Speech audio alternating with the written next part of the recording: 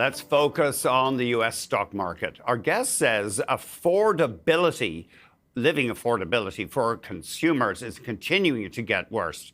There's lots of uncertainty among American families as subsidies under the Affordable Care Act are just 10 days away from expiring. We're joined by Michael Green, Chief Strategist and Portfolio Manager at Simplify Asset Management. Michael, great to see you, and thanks very much indeed for joining us. Oh, it's absolutely a pleasure. I was first on the affordability crisis. I enjoyed listening to your program a few seconds before, in which Canada is going to seek out solutions for housing from Australia. That would be news to Australians that there are success stories in housing in Australia. So this affordability crisis, unfortunately, has become a global phenomenon that we are seeing rise in importance from a political framework. In the United States, it's absolutely become the critical issue, and this question of ACA subsidy expiries and the potential implications that has on cash flow, particularly to the working families in the United States, is really something that we're looking to politicians to take more seriously. If we don't, this is going to be an interesting 2026 with competing factors from the ACA subsidies and the potential for tariff stimulus. Certainly, my bias would be that the ACA subsidies end up being much more important. That's interesting because, of course, health bills are a major source of bankruptcy in the United States. What will that mean for investors, though, if this pressure on consumers is not relieved? Well, ultimately, it means that areas like consumer discretionary, which have received a rebound associated with things like the tariff stimulus discussions, the idea being that $2,000 checks are going to be going to low-income Americans who have an exceptionally high propensity to spend. That has been powering a bit of a rebound in the retail sector that had been heavily shorted and ignored up until very recently. Unfortunately, that suggests that if the ACA subsidies expire, that there's going to be a competing need for cash that's coming into those households. It would be a very narrow stimulus. Unfortunately, it would look an awful lot like what happened in early 2008 when the Bush administration sent out stimulus, only to find that it was largely used for debt repayment, which doesn't really stimulate the economy, or saved by higher income households. Like all politicians, the current president, Donald Trump, tries to blame inflation and affordability on the previous administration. Do you think he'll have, what kind of president though, to reduce the cost of living or to slow the increase in the cost of living, Michael? Unfortunately, this is one of the real challenges. The only way you address these problems that have emerged over decades, the concentration of American industry in terms of fewer and fewer providers who have gained pricing power relative to their customers, the gain in power from increasing monopolization and concentration is not something we're going to unwind, nor is the reindustrialization and the onshoring of supply. This is just not going to happen in a very short time period.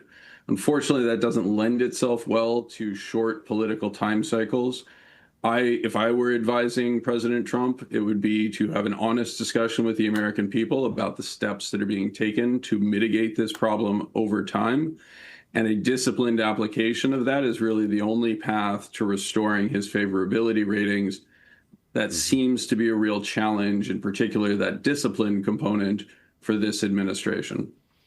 And one measure, and it could be politically tough, would seem to be just boost the incomes of lower paid workers.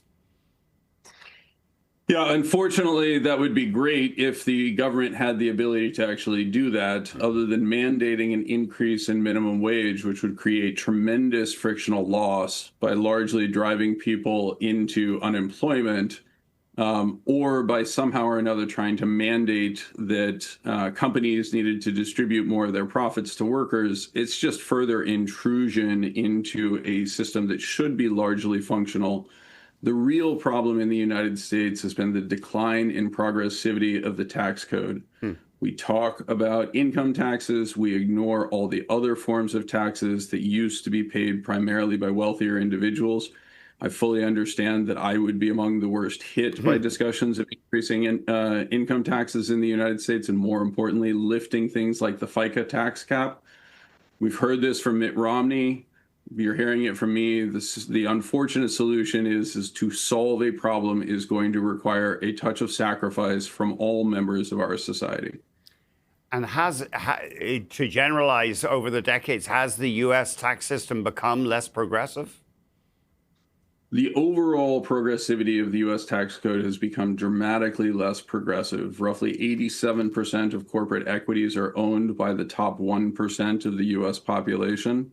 That puts us into a situation in which the corporate tax rate becomes the mechanism for collecting taxes on those individuals. Because we removed barriers to true free trade, which there were benefits from, that meant the capital became increasingly mobile relative to labor. We've seen that arbitrage through a move offshore to regions like China. That now has to be unwound. Tariffs, for all their inelegance, are a mechanism for trapping capital inside a country and making it taxable. This is one of the positive benefits that the Trump administration has introduced, is one of the first reintroductions of the idea of, if you are going to sell products to the American public, or for that matter, the Canadian public, which is obviously much smaller and a much less attractive market, you're going to have to pay taxes on those products. Michael, always great talking to you.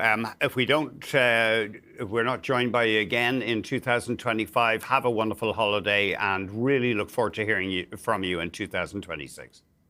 Same. The best to all your listeners. Happy holidays, and thank you for having me on. I look forward to talking with you in 2026. Thanks a million. Michael Green, Chief Strategist and Portfolio Manager at Simplify Asset Management.